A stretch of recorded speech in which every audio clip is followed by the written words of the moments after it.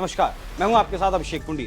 चौथे चरण का मतदान 13 मई को खत्म हो चुका है, लेकिन अभी भी विरोधी को चोट देने के लिए विरोधी पार्टियां रणनीति बनाने में जुटी हैं। उसी कड़ी में नरेंद्र मोदी की खास मंत्री अनुप्रिया पटेल फंसती नजर आ रही हैं और अखिलेश यादव चढ़कर खेलने लगे हैं। क्या है पूरा मामला, इस रिपोर्ट में देखिए।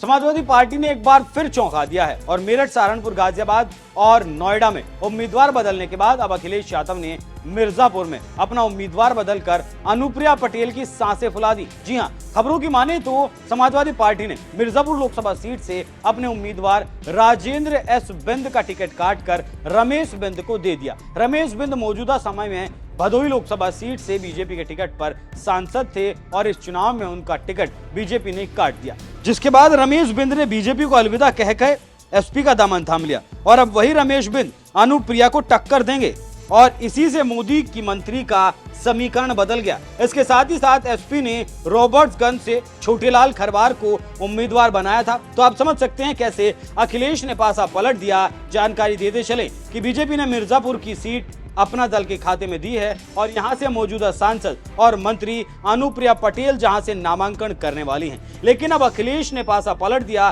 देखना होगा आगे क्या होता है। लेकिन अनुप्रिया काफी परेशान हैं और उनकी मुश्किलें बढ़ गई हैं। इसके साथ ही साथ मुश्किलें बढ़ने का जो दूसरा कारण है वो है मोदी की लोकप्रियता में गिरावट और मोदी योगी के बीच तनातनी और जनता महंगाई, बेरोजगारी, अग्निवीर और नए जॉब को लेकर सवाल पूछ रही है। मोदी का करिश्मा चल नहीं पा रहा और 2014-2019 का माहौल भी बन नहीं पा रहा। ऐसे में जीत के लिए संघर्ष हो रहा है, इसी से उम्मीदवार परेशान नजर आ रहे हैं।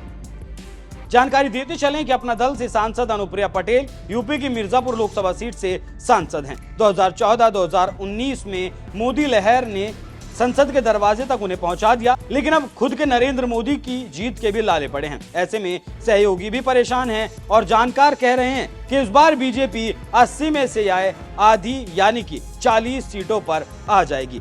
अनुप्रिया पटेल के बारे में एक बात आपको बताते चलें कि पहली बार वो साल 2014 के लोकसभा चुनावों में निर्वाचित हुई थी। उसके बाद उन्होंने साल 2019 के 17वें लोकसभा चुनावों में जीत दर्ज की।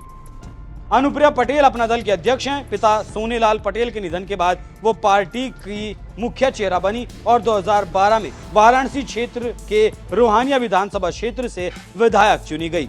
वो मोदी सरकार के पहले कार्यकाल में स्वास्थ्य एवं परिवार कल्याण मंत्रालय में मंत्री बनी थी, लेकिन 2019 में मोदी ने उन्हें मंत्री नहीं बनाया। अब देखना होगा कि 4 जून को मिर्जापुर की जनता क्या फैसला करती है और क्या अनुप्रिया पटेल जीत की हैट्रिक लगा पाती हैं या फिर नहीं। ये देखना बेहद ही दिलचस्प होगा।